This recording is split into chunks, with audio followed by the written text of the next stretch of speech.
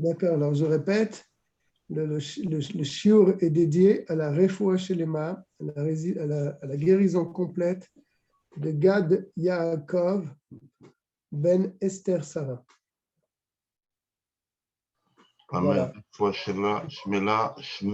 Refoua Shlema pour lui et pour tous ceux qui sont malades et qui ont besoin de guérison. Amen. Donc nous sommes dans le Siman Kuf Yud. Pour ceux qui ont un livre, ils peuvent suivre dans Siman Kuf Yud ou bien à la page Shin Yud Tet. Nous sommes, d'après mes souvenirs, au Dalet. Au Dalet, oui. On va parler de quelqu'un qui part en voyage.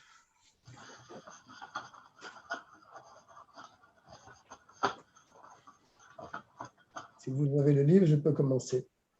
Ayotse la derer, quelqu'un qui part en voyage, sarir leid palel tfilat aderer.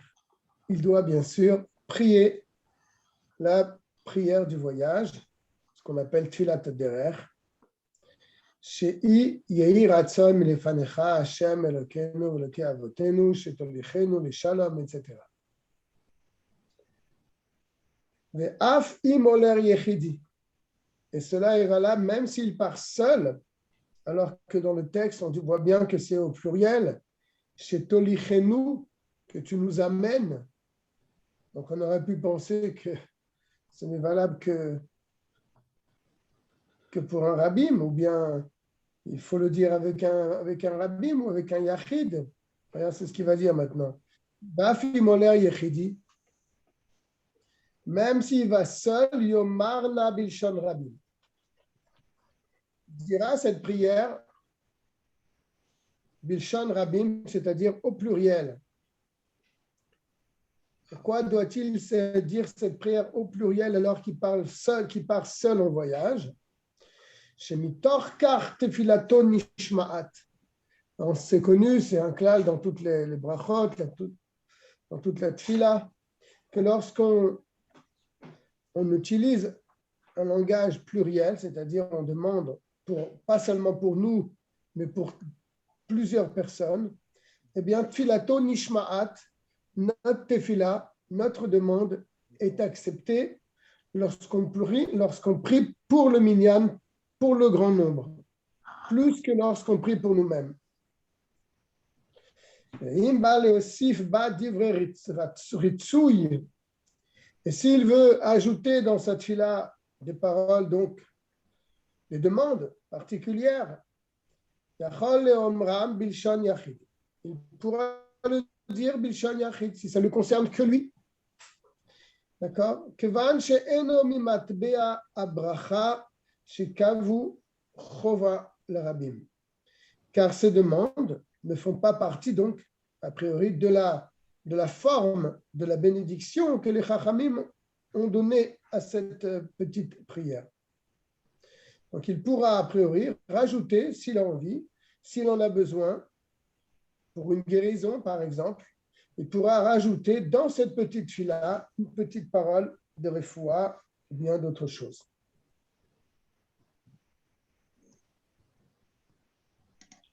Et entre parenthèses, certains disent que d'après donc le sod, la partie ésotérique de la Torah, yesh lomar milat ve uteneni lechen bilshon yachid. Là, il le dira au singulier. Uteneni lechen. Et d'ailleurs, dans notre filat derer, regardez dans le sido, il est marqué ainsi, d'après mes souvenirs.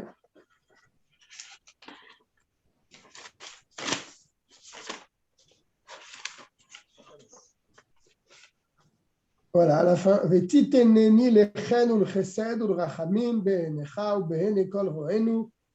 Mais après, on conclut quand même au rabbin.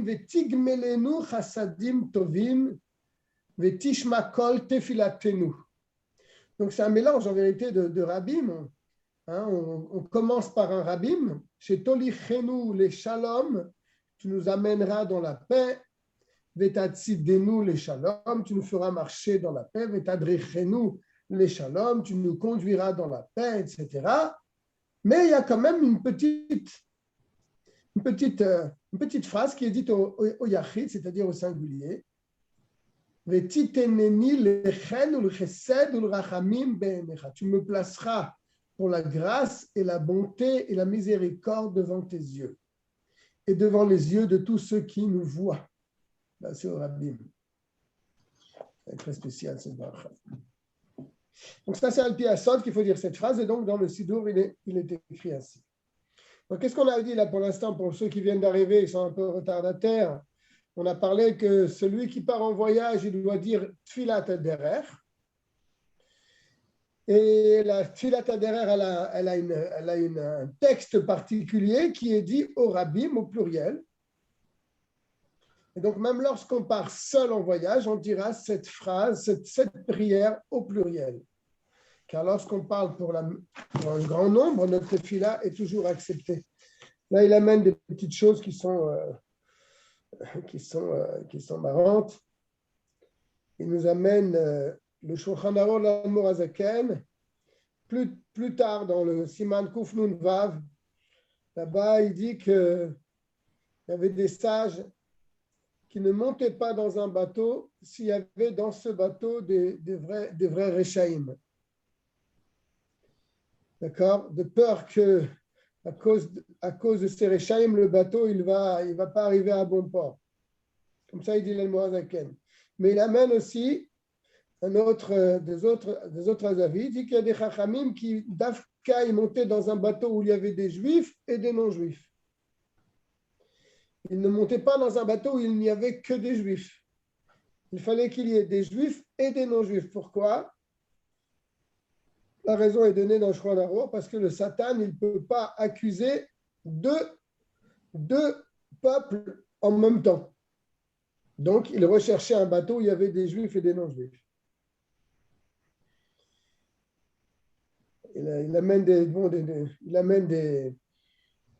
des halachot, pas des halachot, mais des conseils de Rabbi Yehuda Chassid. Bon, c'est pas la peine de les dire parce que ça ferait rire un petit peu, mais bon.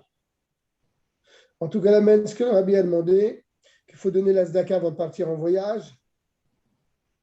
D'accord? Il amène une réponse du Ragat Shover aussi, que d'après le Ragat Shover, quelqu'un qui prend l'avion ne doit pas faire Tfilat Derer. Et il y a une note du Rabbi où le Rabbi montre qu'il n'est pas du tout d'accord avec le psak du Ragat Shover. Et le Rabbi tient qu'il faut faire le Tfilat Derer même lorsqu'on fait un avion. Et il dit de toute façon, quand on va à l'aéroport, déjà, c'est déjà un voyage en lui-même. Donc on peut dire sans problème la Tfilat Derer même quand on prend un avion. D'ailleurs, j'ai entendu qu'il faut dire Tfilat Derer dans l'aéroport avant même de monter dans l'avion. Là, il ramène aussi la ségoula que le Rabbi avait dit qu'il fallait avoir chitat dans la voiture avec une boîte de tzedaka.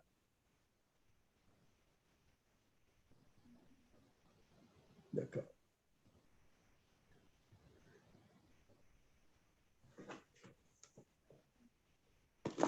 Il amène un maasé du Rabbi Rachab.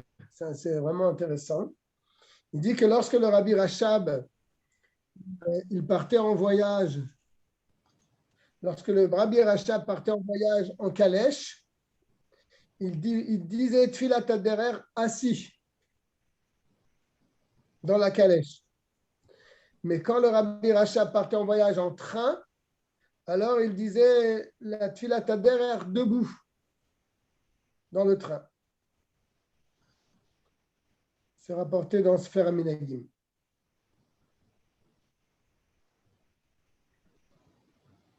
Bien, on reprend le texte.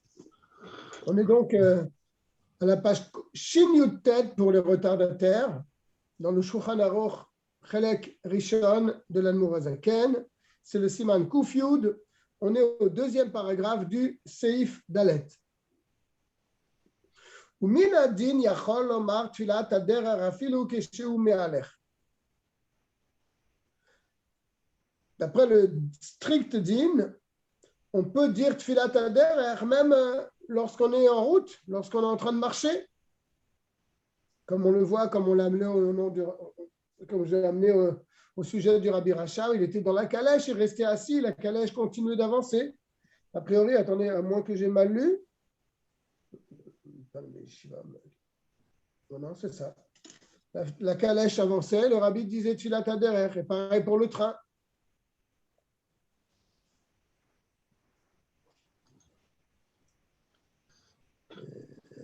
Et là, seulement Mishum Miyot Tov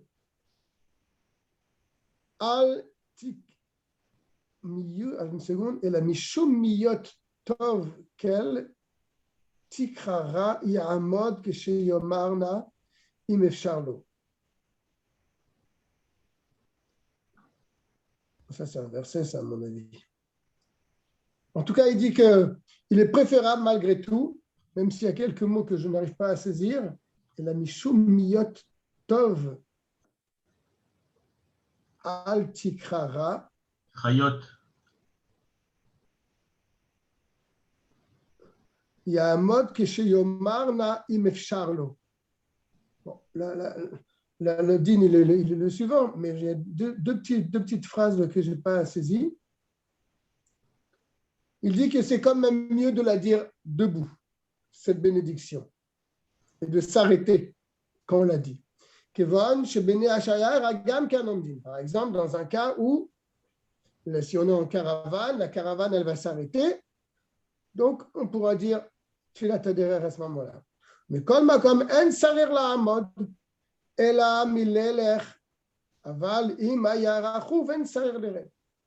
Mais, d'après le strict din, comme on l'a dit, il n'est pas nécessaire de s'arrêter pour dire Tfilat Haderech. Mais on peut la dire en marchant.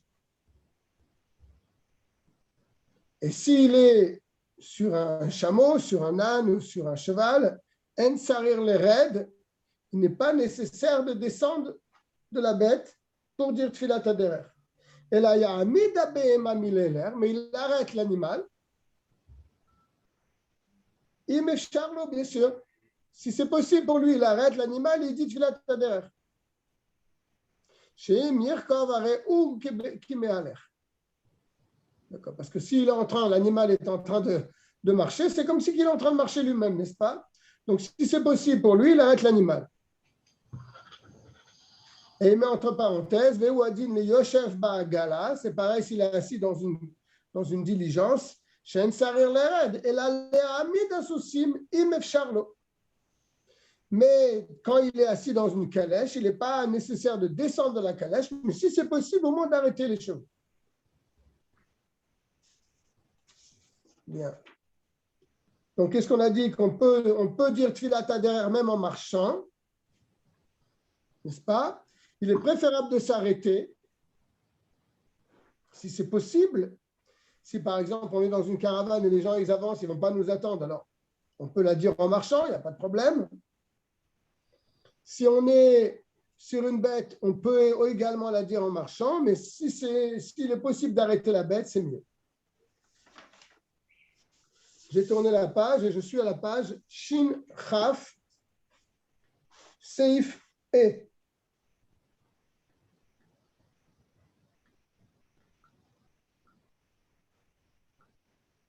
D'accord.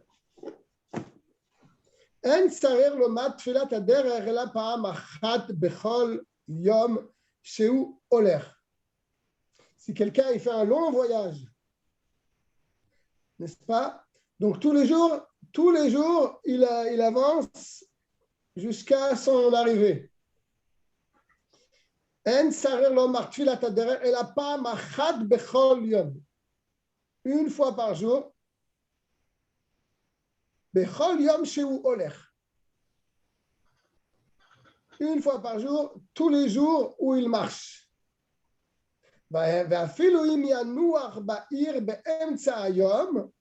Et même si au milieu de son voyage, il s'arrête dans une ville, et après il quitte la ville pour aller plus loin, donc là où il voulait aller, on la chouve le béton ou bien carrément de revenir dans sa maison. Si c'est le même jour, il n'est pas nécessaire de redire la bracha. Mais si c'est un autre jour, il devra le dire. Avalim da'ato la lun ba'ir. Mais s'il avait l'intention de passer la nuit dans la ville, et après il change d'avis, il décide donc de dépasser cette ville, ou la chouve le béto, ou bien de retourner à sa maison, il faut qu'il redise la bénédiction, même 2 fois dans la même journée. Parce qu'il a changé d'avis, donc il voulait arriver dans cette ville et passer la nuit et retourner le lendemain, continuer sa route le lendemain. Il ne l'a pas fait. Donc c'est considéré comme un deuxième voyage. Ce nimlach-là, ce changement d'avis, est considéré comme un hefsek, et donc c'est un deuxième voyage qu'il fait.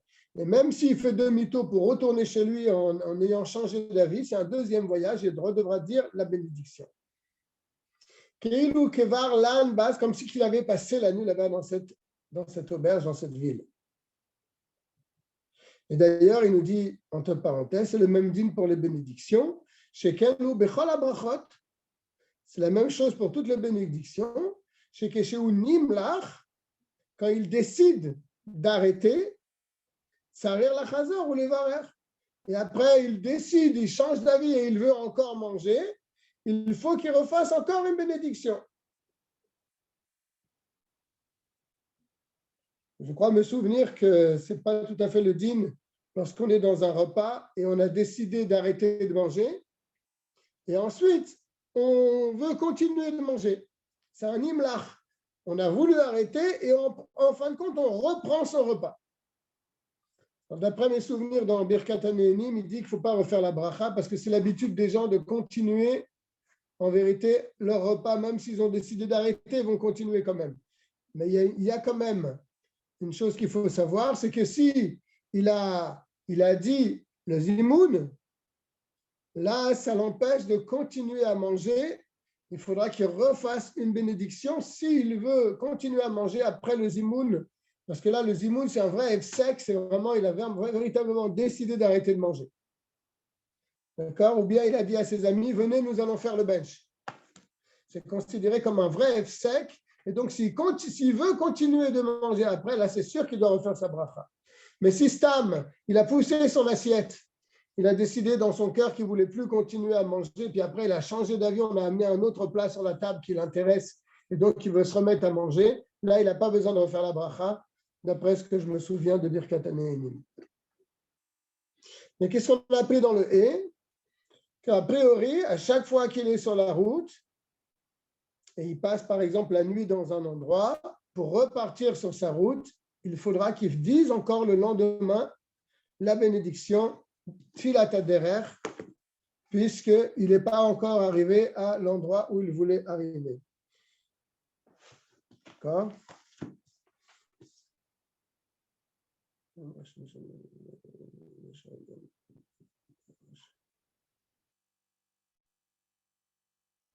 Là, il amène ce qui a marqué dans le Sidour. Je vais vous le dire. Sarir le omra keshechezik baderer chutz la'ir. Il faut dire Tfilat HaDerer quand il est vraiment sur la route, il a quitté la ville. Dès qu'il a quitté sa ville, là, il doit dire Tfilat HaDerer. Beyom Rishon, le premier jour de son voyage. Je suis pas dans Shulchan Aruch. Là, je vous lis le psak du Sidour. Etc., quand il quitte sa maison. Ou Beshar Hayamim, et les autres jours, si son voyage est très long et qui dure plusieurs jours, chez Mitakev Baderer, donc il a été retenu sur la route, à Tshuvo le Beto, jusqu'à ce qu'il revienne dans sa maison. Yomarota Bechol Boker, il devra dire la Tfila Taderer le matin, dès qu'il continue sa route après avoir quitté son auberge. Afulu Bemalom, Veyachatom Baruch Hashem Shomea Tefila. Il terminera Baruch Hashem Shomea Tefila Beli Askarat Hashem. Donc il ne dira pas le nom de Dieu le lendemain, d'après l'Admorazaken dans son Sidour, s'il est toujours en route, quand il passe la nuit dans une auberge et il continue le lendemain sa route, il dit Tfilat HaDerer, mais il ne dit pas Baruch Ata Hashem Shomea Tefila, il dit simplement Baruch ata shomea tefila. Il ne dit pas le nom de Dieu. D'accord?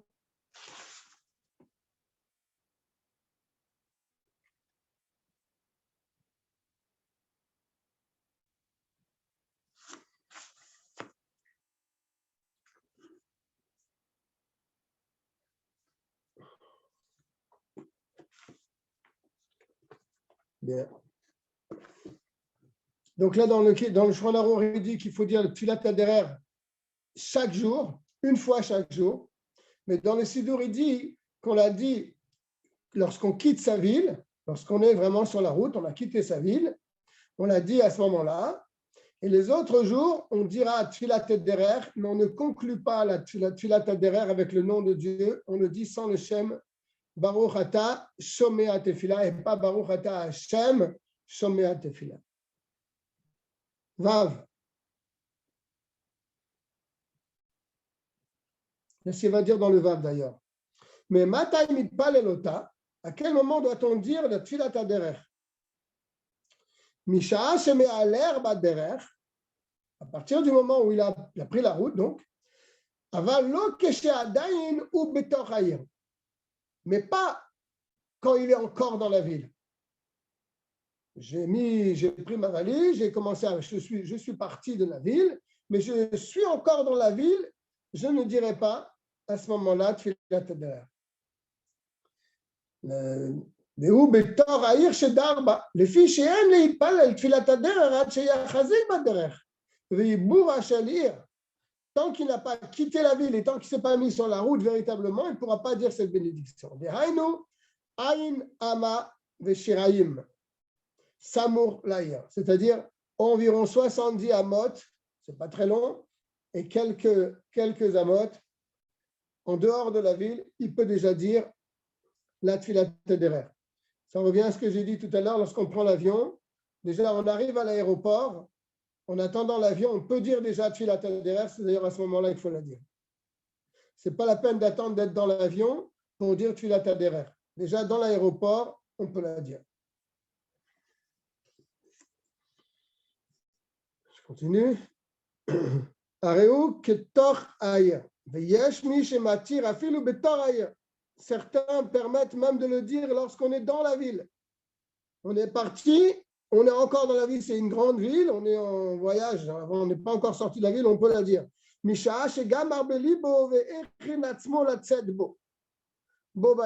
Dès qu'il a décidé de partir, il peut dire la bénédiction. Car cela est appelé également, il est machazik baderer, c'est-à-dire, ça y est, il voyage. Car il est certain qu'il va partir. A priori, si on a fait la bénédiction encore alors qu'on était encore dans la ville, par exemple, il est descendu de chez lui, il est descendu dans le métro et le métro il a commencé à partir pour aller jusqu'à l'aéroport. Et dans le métro, il a dit la bénédiction. Il est encore dans la ville, mais il était vraiment sur la route, il partait. Donc, Bedi Avad, il n'a pas besoin de recommencer la bénédiction lorsqu'il sera à l'aéroport.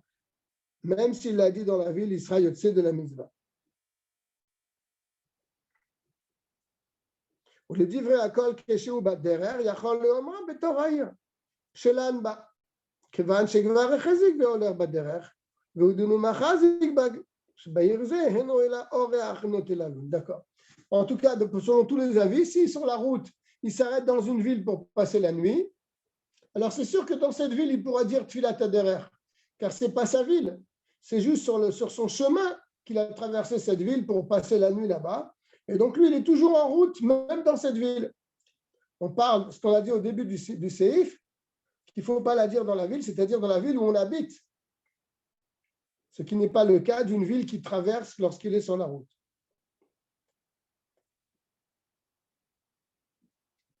Zayin, Tfilat Haderer, le Nusach, le texte de Tfilat Haderer, Chotemet beBaruch, elle termine par Baruch, comme on l'a dit tout à l'heure, Baruch ata Hashem, Shomea tefila, ve'en apotachat beBaruch, mais elle ne commence pas par Baruch. Elle commence par Yehi Ratzon. Pourtant, normalement, le texte des brachot, c'est qu'on commence par un Baruch. Et des fois, on termine aussi par un Baruch. Mais que ça termine par un Baruch et que ça ne commence pas par un Baruch, ça n'existe pas normalement. Normalement, si c'est une bénédiction, elle doit commencer par un Baruch. La définition d'une bénédiction, c'est qu'on commence par Baruch. Des fois, ça termine par un Baruch, des fois, ça ne termine pas par un Baruch. Mais au moins, le début, ça commence par un Baruch. Là, cette bracha, elle est tout à fait spéciale. C'est qu'elle termine par un Baruch, mais elle ne commence pas par un Baruch. C'est très étonnant. Alors, il nous dit pourquoi. Je reprends le Zayin. Tfilat haderech chotemet bebaruch, ve'ena potachat bebaruch. Elle termine par Baruch, mais elle ne commence pas par Baruch. Lefi she'ena ela bakashat rachamim. Car ce n'est qu'une demande de miséricorde. Ce n'est pas une bénédiction véritable. N'est-ce pas? Et pourtant, et ça c'est ce qu'on fait toujours, on le faisait peut-être sans savoir pourquoi, mais comme elle ne commence pas par Baruch, c'est bien de la dire juste après une bénédiction. On mange quelque chose, on fait une bracha acharona, et hop, on passe le Yehi Ratzon. Parce qu'elle ne commence pas par Baruch. C'est ce qu'il dit. Malgré cela, Tov lea smicha, c'est bien de la coller les ezo bracha à une autre bénédiction.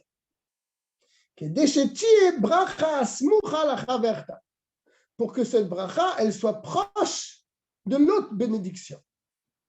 N'est-ce pas? Car quand une bénédiction elle est à côté d'une autre bénédiction, on n'a pas besoin de commencer par Baruch. On a la preuve avec Ahavat Olam. Elle ne commence pas la deuxième bénédiction du schéma le matin. Elle ne commence pas par Baruch. La première bénédiction, oui, elle commence par Baruch. Yotzeror, c'est Baruch et elle termine par un Baruch. Mais la deuxième, Ahavat Olam, elle ne commence pas par Baruch et elle termine par un Baruch. Mais elle est proche de la bracha Yotzer Ameot. Kegon, il nous donne un exemple. Imoler baboker yasmichena le birkat agomel. Agomel chassadim tovim le amo Israël.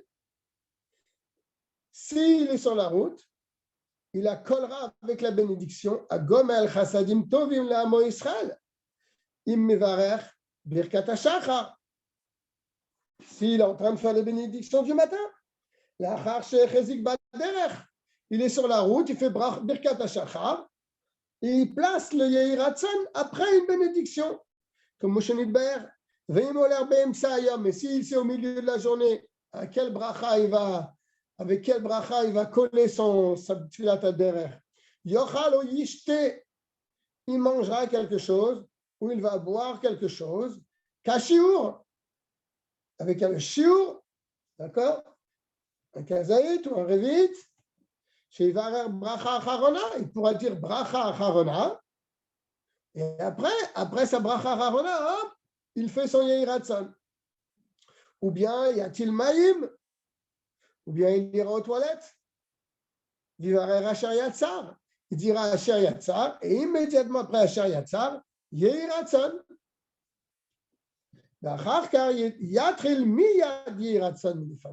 Et immédiatement après, il commence le Yehi Ratzon. Ce n'est pas qu'il va dire la bracha acharona et après il va commencer à parler et après il va dire le Yehi Ratzon. Non, si on oblige, c'est mieux de faire comme ça.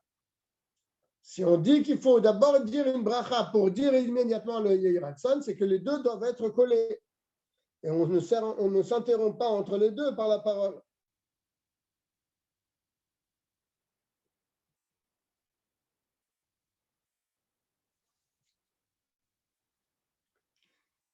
D'accord.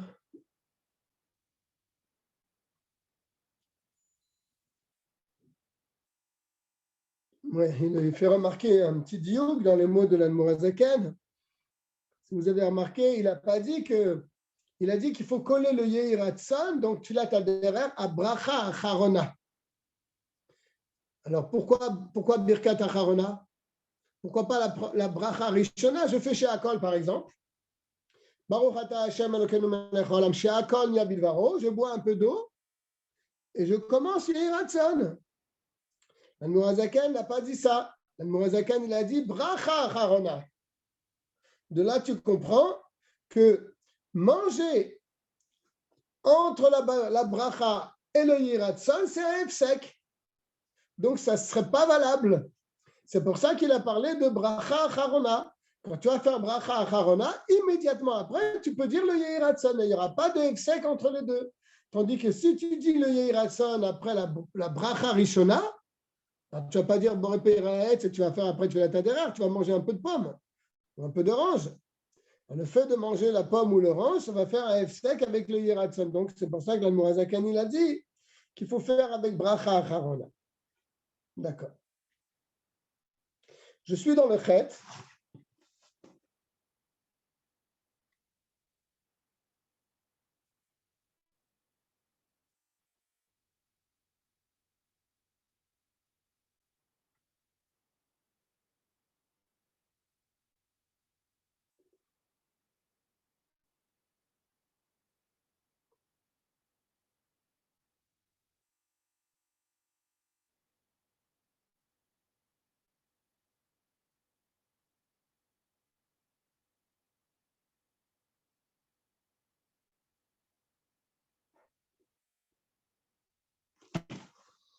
Tfilat Adher, je ne vais pas pour un voyage.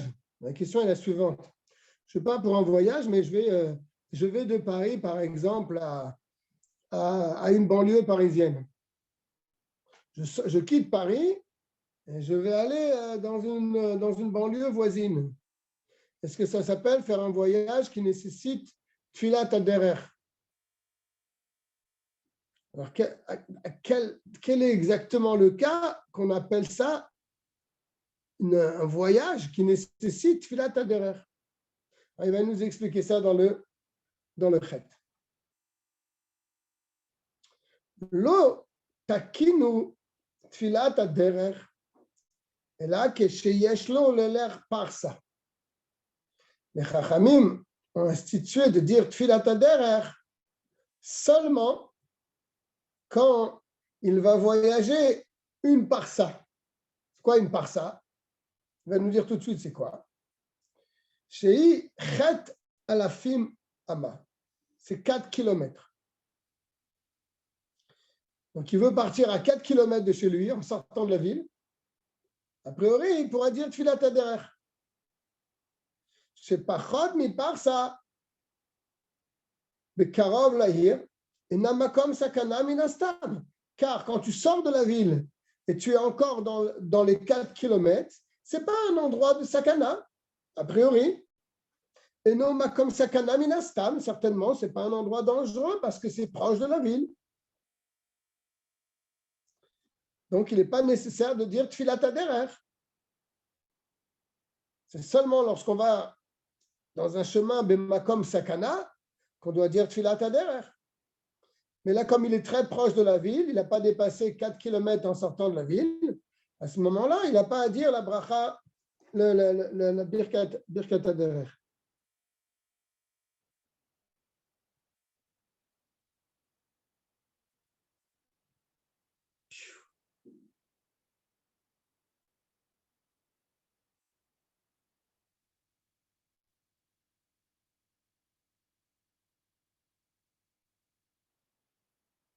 Bon.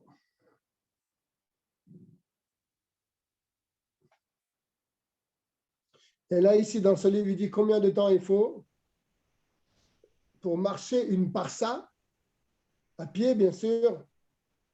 Il dit c'est 1h20.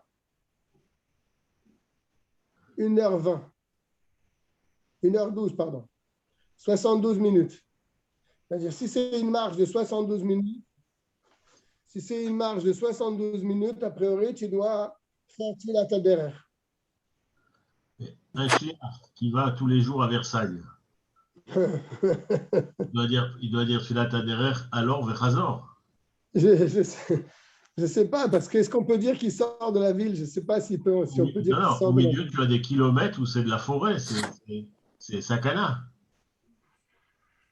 Ben, s'il y a 4 km en sortant de Paris, a priori, oui, il devrait dire Tfilat Haderer. C'est 50 km. C'est sûr. Alors, à ce moment-là, il doit dire Tfilat Haderer. Là, il amène ici que c'est les gens qui voyagent en train en quelques minutes. Il ne leur faut pas 72 minutes pour rouler pendant 4 km. En quelques minutes, ils ont déjà dépassé les 4 km. Il dit qu'ils doivent dire Tfilat Haderer dès qu'ils dépassent une parsa. C'est-à-dire en quelques minutes de train, en sortant de la ville, 1 ou 2 minutes de train, tu dois dire Tfilat Haderer. Donc si quelqu'un il sort de Paris, et comme tu dis, il est vraiment sorti, il y a des forêts, etc., il n'y a plus de maison a priori, je ne sais pas si ça rentre en jeu, mais dès qu'il a fait 4 km, il doit dire Tfilat Haderer. Rêve tov, Chachamim. Ouais. Vaut mieux Mokhtar que Jamel. Hein. Ah, commence pas, hein, toi. Hé, le Simcha. C'est Anissa Tadar. Marbim, le Simcha. Marbim. Merci, Chachamim. Tu vas être remis à l'ordre. Oui, Donc, mamie. c'est vrai qu'on peut se poser la question parce que des gens, ils sortent de Paris et ils prennent le train. Qui doivent dire Tfilat Haderer, normalement, d'après ce qu'on voit, ce qu'il y a écrit ici, ben oui. Il sort de 4 km de Paris, il doit dire Tfilat Haderer. Je reprends le chet pour ceux qui viennent d'arriver. Tu as compris les airs quand tu vas à Saint-Ouen là-bas? Saint-Ouen, c'est pas vraiment. Non, c'est quand je. Non, parce que hein. nous, on a un problème au Motal par rapport au Mikvé pour les dames, le vendredi. Oui. Il y a 1 heure de marche. Il faut sortir de Saint-Ouen et marcher jusque dans le 18e. Là, et c'est des endroits qui ne sont pas très fréquentables. Alors, tu as demandé la question à un Rav? Non. A priori, non, pas encore. Si, j'avais demandé au Rav Cohen. J'avais demandé de Kitov. J'avais demandé au Rav Cohen. Et alors, qu'est-ce qu'il t'a dit? Il nous a dit de prendre un autre chemin, un chemin détourné. Mais c'est plus long encore. Oh, d'accord. J'ai compris.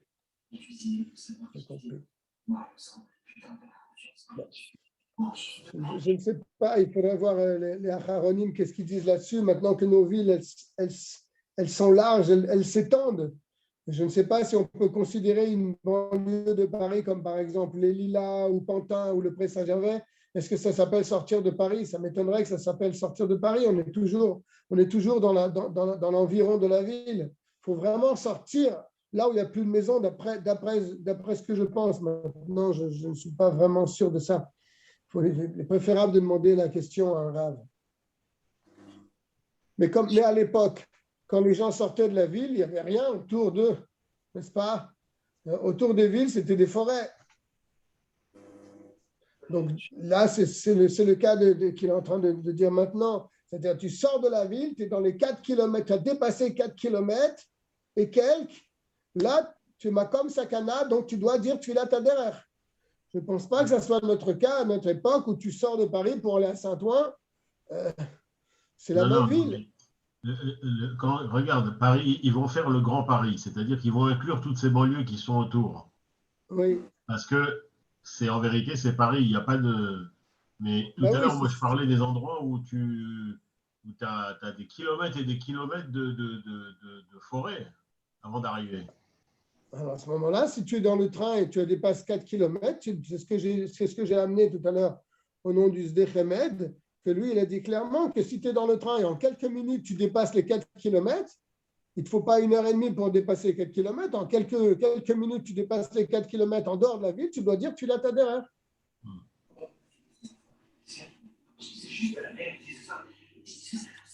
Je reprends le chet. Ils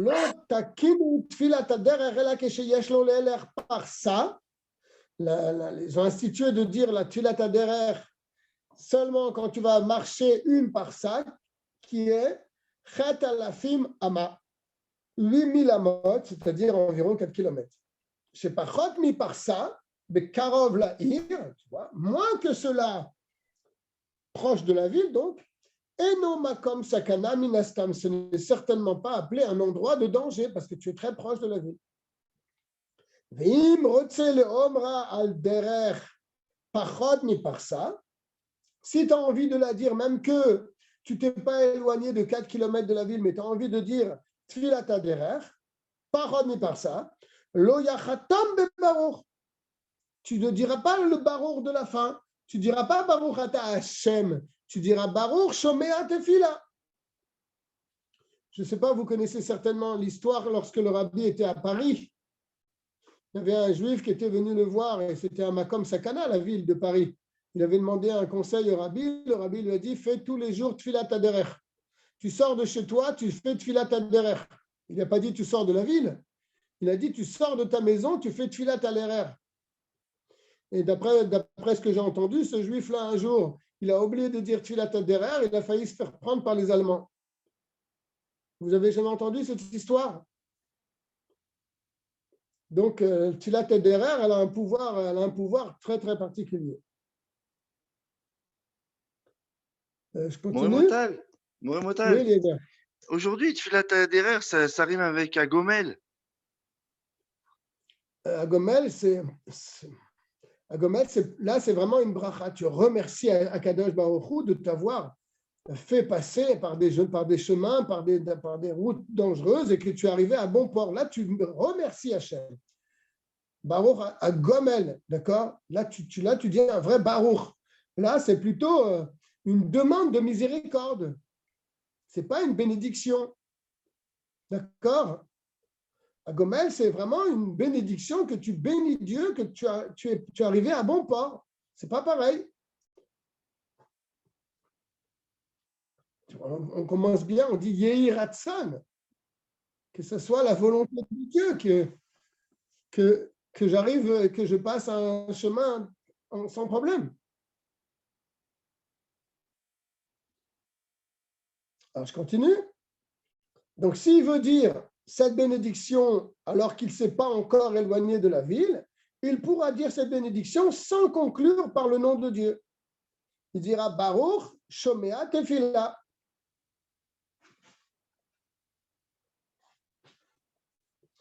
Il y en a qui sont vraiment en lishma parce que on va bientôt terminer le shiur, mais ce n'est pas grave. Avalimu makom murzak besakana. Tu vois? Mais si c'est un endroit qui est murzak besakana, qu'il y a vraiment une forte présomption de danger, même que tu n'as pas dépassé 4 km, sarir le omra, tu dois le dire. Même si tu n'es pas sorti de la ville de 4 km, c'est-à-dire tu viens de sortir de la ville, mais c'est un endroit de sakana, tu dois dire tfilat haderer. On n'en est pas là lorsqu'on marche dans les rues de Paris, mais il y a des endroits où tu ne peux pas marcher, dans certains endroits, tu ne peux pas marcher le soir. Donc là, il faudra dire tfilat haderer avant de passer par ces chemins.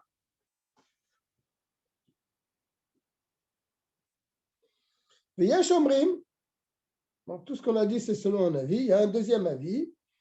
Chez le tiknu tfilat haderer betchilat haderer, chez parsa rishona.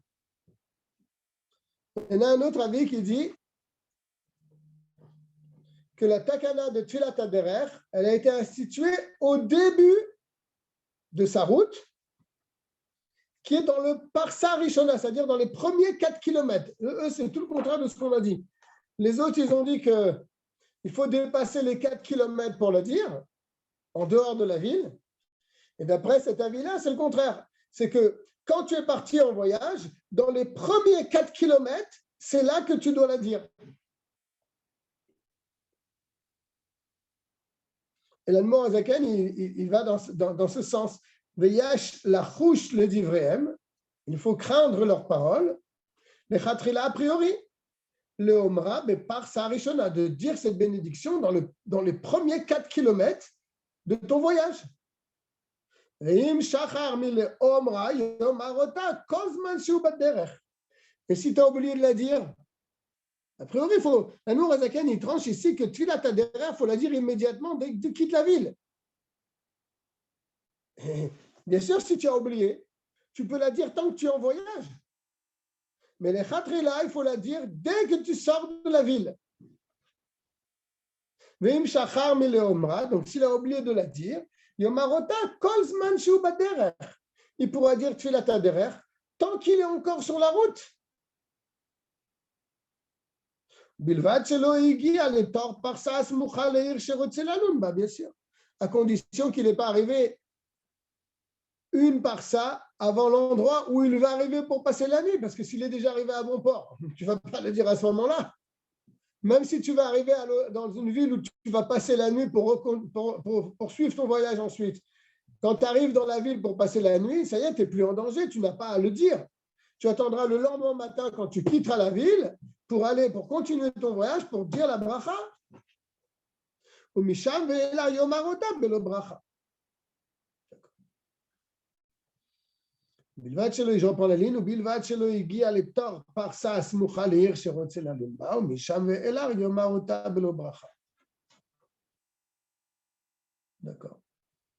C'est pas très clair, non. Tête. Ayotze la derech, celui qui va en voyage, on peut se mettre... On peut remonter 300 ans en arrière. On peut s'imaginer que quand les gens partaient en voyage, c'était vraiment de l'aventure, n'est-ce pas? Maintenant, c'est un peu différent. Ayotze la derech, celui qui va en voyage, tov sheyitol reshut migdolei ha'ir. C'est bien qu'il demande la permission des gdolim, des grands, des sages de la ville. Afalpi shenam rabotav, même si ce sont pas c'est pas son rabbi, mais il va quand même demander à un gadol qui se trouve dans la ville, kedei sheyivarechu, pour prendre sa bracha, même si c'est pas son rabbi. Hein.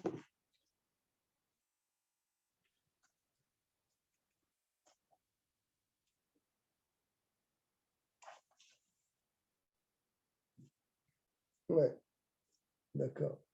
Il est rapporté ici la coutume qu'on donne une pièce à quelqu'un qui part en voyage parce que les shluchei mitzvah enam nizukin. Quand il va faire une mitzvah, puisqu'il amène ta pièce à l'endroit, là-bas, tu lui as dit de mettre la tzedaka là où il va arriver. Donc, il a une se'aita d'ishmaïa supplémentaire, il a une aide de Dieu supplémentaire qui lui arrivera rien parce qu'il est aussi un shaliach dans son voyage. En tout cas, là, qu'est-ce qu'il dit? Je reviens sur le tête. C'est bien qu'il demande la bénédiction aux gdolim, c'est-à-dire aux tzadikim de la ville. Et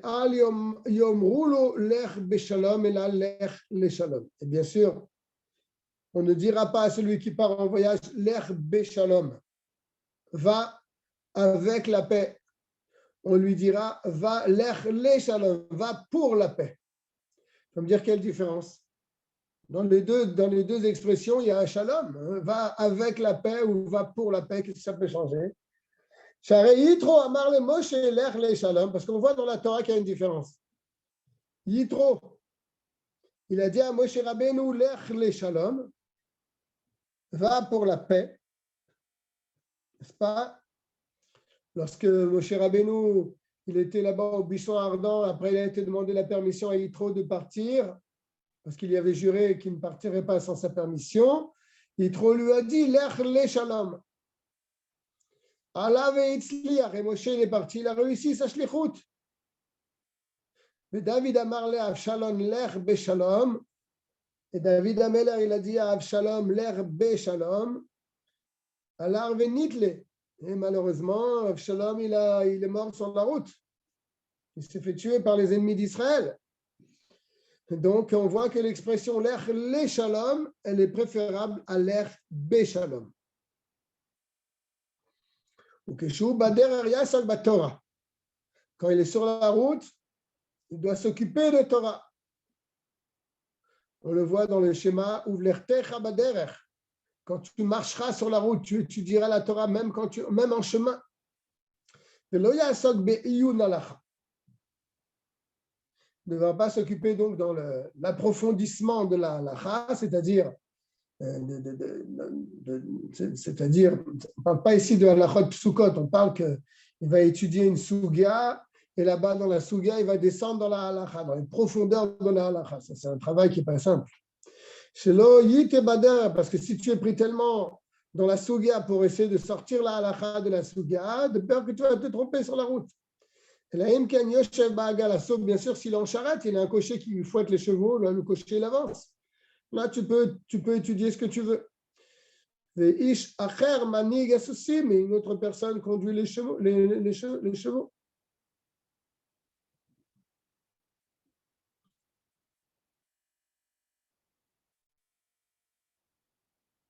Ouais. Ça me fait penser à une histoire que j'ai racontée au Messibot ce Shabbat. Si je termine là, je vais vous la raconter. Il ne devra pas trop manger en voyage. Il ne mangera que le chiour qu'on mange dans des années de famine. Dans les années de famine. Parce que si tu es en voyage et tu manges trop, tu vas avoir mal aux intestins. Sauf s'il est en bateau. Moi, j'aurais dit en bateau, c'est encore pire. Si tu manges trop, là, tu risques d'avoir des problèmes. Mais là, l'Admorazaken, il dit non. Si tu es en bateau, tu peux manger ce que tu veux. Mais Kayot Seba ou d'autres choses comme cela.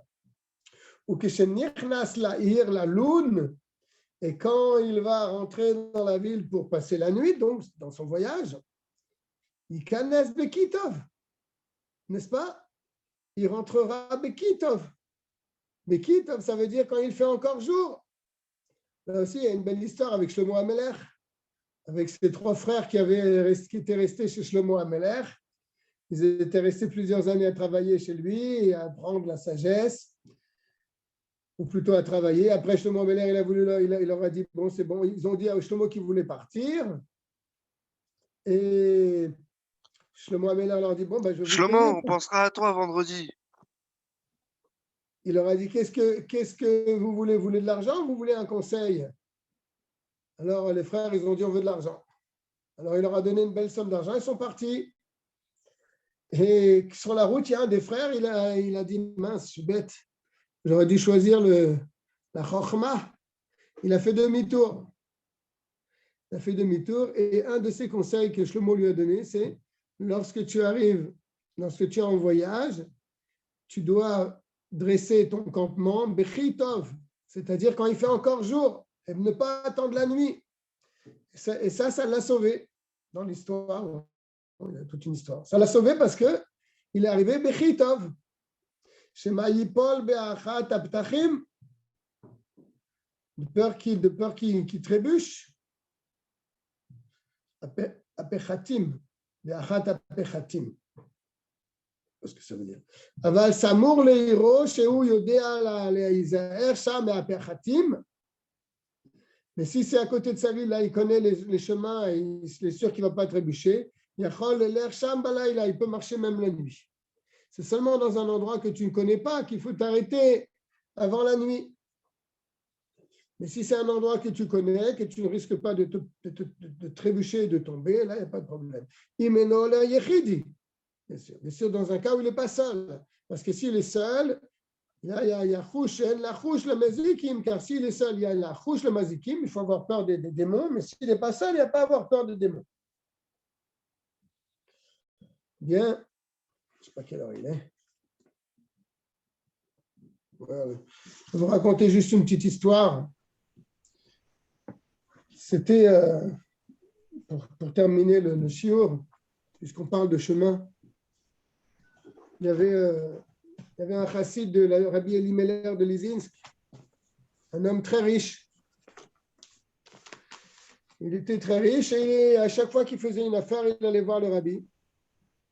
Et le rabbi lui disait quoi faire, donc il a gagné beaucoup d'argent, il est devenu très très riche. Et un jour, il est parti, il habitait loin de Lizinsk, il est parti en calèche pour aller demander quelque chose au rabbi. Et comme ça, sur la route, il a vu un juif, le cocher, il a vu un juif qui marchait sur la route. Alors, il a demandé à son patron, est-ce qu'on s'arrête? Le patron, il a penché la tête. Il a vu un juif qui marchait sur la route. Il a dit, arrête-toi, on va le prendre avec nous, on va lui demander où il va. Alors, Ils se sont arrêtés. Le riche, il a demandé au juif où tu vas. Il a dit, je vais à Lizinsk. Il a dit, moi aussi, vas-y, monte, je t'amène. Donc, il est monté. C'était un homme pauvre. Il avait les habits déchirés. Alors, le riche, il a commencé à parler avec lui. Il a voulu parler de Torah avec lui parce que c'était un chassid, il connaissait la Torah. Mais l'autre, il ne répondait pas. Alors, le riche, il a dit, ah, c'est un ignorant. C'est un pauvre et un ignorant. Il a tous les défauts. Alors, sur la route, il a commencé un petit peu à se moquer un petit peu de lui. Il lui a dit pas des choses très gentilles. Et l'autre, il ne répondait pas, il ne disait rien. Et comme ça, toute la route, il a commencé, il est rentré un peu plus, et il a commencé à se moquer de ce juif. Il est arrivé à Lizinsk, chez le Rabbi Elimelech. Le riche, il est rentré tout de suite en Yechidout. Il est resté quelques temps, il voulait demander un conseil, il est sorti. Et quand il était dans le Beth Midrash, il voit que le pauvre, il arrive. Le pauvre, lui, n'est pas rentré tout de suite, il a d'abord été au mikvé, etc., etc. Après, il arrive et le secrétaire, il s'approche du pauvre et lui dit, oh, Rabbi David, le Rabbi vous attend. Alors, le riche, il entend Rabbi David. Qui c'est Rabbi David? Alors, il va voir le secrétaire, il dit, qui c'est Rabbi David? Il dit, mais tu ne connais pas le tzaddik Rabbi David de l'Elov. Quoi? Le tzaddik Rabbi David de l'Elov? Mais il s'est rendu compte qu'il a vraiment très, très mal agi avec cet homme. Il s'est moqué de lui alors qu'il avait un tzaddik dans sa calèche. Et le tzaddik, Rabbi David, il est resté 2 heures avec le Rabbi Elimelech. Il ne voulait pas sortir de la Yechidout et lui, il attendait dans le Beth Midrash. Quand il est sorti, il est parti voir donc le Rabbi. Il lui a demandé pardon. Il a vraiment supplié de le pardonner, qu'il lui a mal parlé, qu'il lui a manqué de respect. Il ne savait pas, il n'était pas au courant, etc. Rabbi David, il lui a dit non, t'inquiète pas, tout va bien. Tu peux rentrer chez toi, il n'y a pas de souci. Alors il lui a dit, est-ce que vous voulez que je vous ramène? Il a dit non, ce n'est pas la peine, tu peux rentrer chez toi. Mais si sur la route tu entends quelque chose, tu sauras quoi faire certainement. Alors il a pris la route du retour. Sur la route du retour, il a traversé une forêt, il a entendu quelqu'un qui appelait au secours. Il s'est arrêté. Il a vu une calèche qui était complètement enfoncée dans des sables mouvants. Il y avait un homme dedans, il était complètement enfoncé, il ne pouvait plus sortir, il allait se faire avaler par les sables mouvants. Alors lui, tout de suite, qu'est-ce qu'il a fait? Il est descendu de sa calèche, il a attaché ses chevaux, il a envoyé une corde, et il a réussi à sortir cet homme. Il a sorti de la calèche. L'homme, il était vraiment dans un état pitoyable. Il lui a enlevé ses vêtements, il lui a mis sa veste sur lui, il l'a amené dans une auberge. Il s'est occupé de lui et, en fin de compte, cet homme-là, c'était un goy et c'était un seigneur. Alors, il l'a ramené chez lui. Le seigneur, il a voulu donner une très grosse somme d'argent au riche. Le riche lui a dit non, je n'ai pas besoin de votre argent. J'étais déjà content d'avoir sauvé un homme de la mort. Je n'ai pas besoin de votre argent. Il a dit, mais comment tu t'appelles? Il a dit, je m'appelle Moshe. Et comme ça, le temps est passé. Et le riche, il a commencé à perdre de l'argent. Et en fin de compte, pour abréger l'histoire, c'est devenu un mendiant. Il est resté comme ça pendant 10 ans à mendier de porte en porte. Il a dû vendre toute sa maison. Enfin bref, la misère. Un jour, il était dans une ville. Il était un vrai mendiant. Hein. Il allait de ville en ville. Et il a vu une très belle calèche avec 4 chevaux. Il y avait là-bas un seigneur dedans. Il a dit, je vais aller demander une pièce. Il s'est approché de la calèche. Le cocher, il l'a repoussé. Il lui a dit, dégage. Ne dérange pas mon maître. Et oui, il s'est poussé. Et là, la personne qui était dans la diligence, il a sorti la tête. Il a vu le mendiant qui se sauvait. Il a dit à son homme, rattrape-moi cet homme-là, rattrape-moi-le. Alors, il y a couru après, il l'a rattrapé, il l'a amené à son maître, à son patron. Et l'autre, le juif, il avait honte, il dit, j'ai rien fait, pourquoi qu'est-ce que vous voulez? Je vous ai rien fait, je voulais juste vous demander une pièce.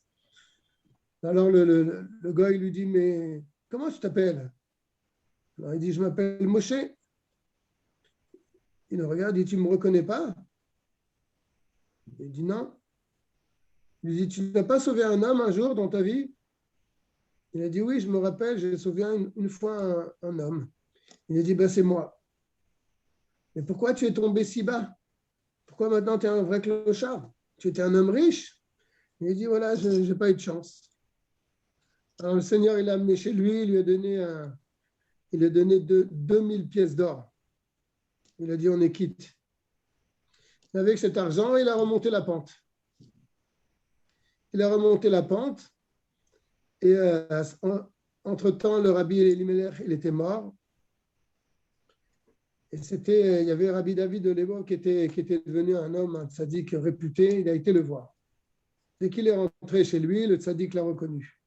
Il lui a dit, dis-moi, raconte-moi ce qui s'est passé depuis qu'on s'est quitté la première fois. Il lui a raconté que c'était devenu un mendiant et qu'il avait retrouvé, qu'il avait revu ce Seigneur, etc. Alors Rabbi David, il lui a dit, tu sais, quand j'étais dans ta calèche, j'ai entendu du ciel une condamnation sur toi que tu devais mourir. Et quand je suis rentré chez le rabbi Elimelech, je suis resté là-bas 2 heures avec lui parce qu'on a prié pour toi pour pas que tu meurs. Et on a réussi à changer le psak din dans le ciel, qu'au lieu de mourir, tu devais devenir un mendiant et que ça devait te durer de 10 ans. Maintenant, je suis heureux que tu as surmonté l'épreuve et que tu es sorti de cette épreuve. Voilà, c'était juste une petite histoire qu'en lisant le Shulchan Aruch, ça m'a rappelé cette histoire. Je vous souhaite une bonne soirée à tout le monde et à Good Purim. J'espère qu'on étudiera peut-être d'autres halachot avant Purim la semaine prochaine. Si Dieu veut, je vais voir ce que je peux. Merci beaucoup, Yoshua. Kol tov. Kol tov à tout le monde. Bonne soirée.